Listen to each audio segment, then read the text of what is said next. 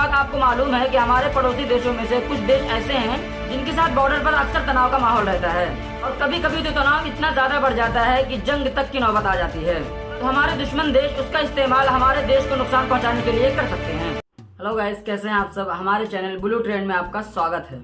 Dual citizenship India में allow क्यों नहीं है? क्या OCI कार्ड डुअल सिटीजनशिप का अल्टरनेटिव है? अगर हाँ, तो फिर पाकिस्तान, बांग्लादेश और श्रीलंका के साथ साथ और भी कई देश के शहरियों को यह कार्ड क्यों नहीं दिया जाता? अक्षय कुमार को ओरिजिनल इंडियन होने के बावजूद भी कैनेडियन कुमार क्यों कहा जाता है और उसके पीछे की हकीकत क्या है? ऐसे और भी बहुत सारे सवालों के जवाब आज की इस वीडियो में हम तलाश करने की कोशिश करेंगे।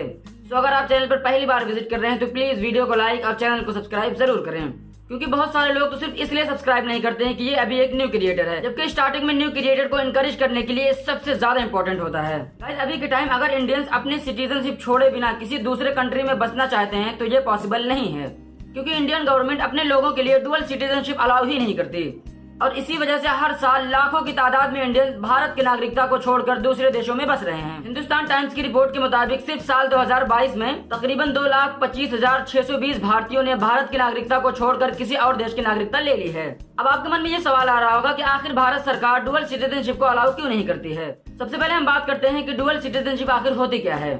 तो देखें, डुअल सिटीजनशिप का मतलब ये होता है कि आप एक साथ एक से ज्यादा देशों के नागरिक हो सकते हैं और एक ही टाइम पर एक से ज्यादा पासपोर्ट भी कैरी कर सकते हैं। फॉर एग्जाम्पल, अगर आप एक साथ 2 देशों के नागरिक हैं तो फिर आपको उन दोनों ही देशों के सारे बेनिफिट्स और राइट्स मिलते हैं।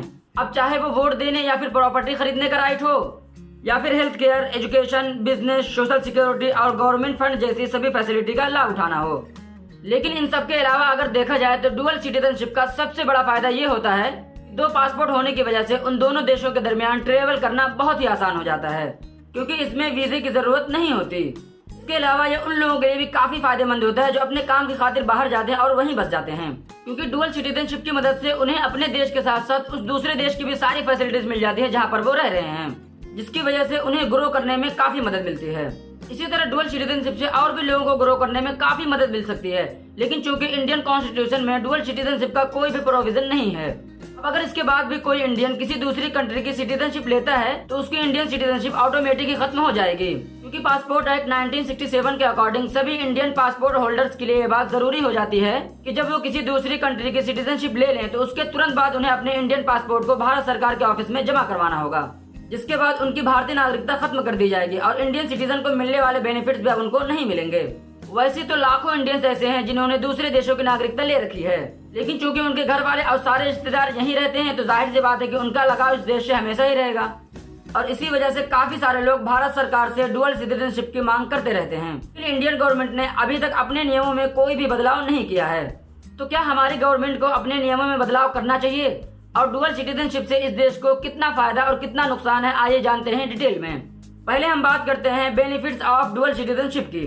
तो देखें, ये बात सभी लोग जानते हैं कि जो लोग विदेशों में जाकर के बसते हैं उनके पास अच्छा खासा पैसा होता है।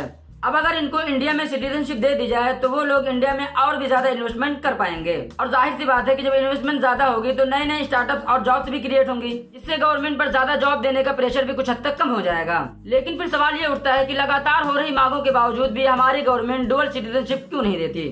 तो देखिए, इसके बहुत सारे रीजन हैं, जिनमें से पहला रीजन तो ये है कि तमाम देशों के कानून अलग अलग होते हैं, क्योंकि कहीं पर किसी क्राइम के लिए बहुत बड़ी सजा का प्रावधान होता है तो वहीं कुछ देशों में वो क्राइम की कैटेगरी में ही नहीं आता है।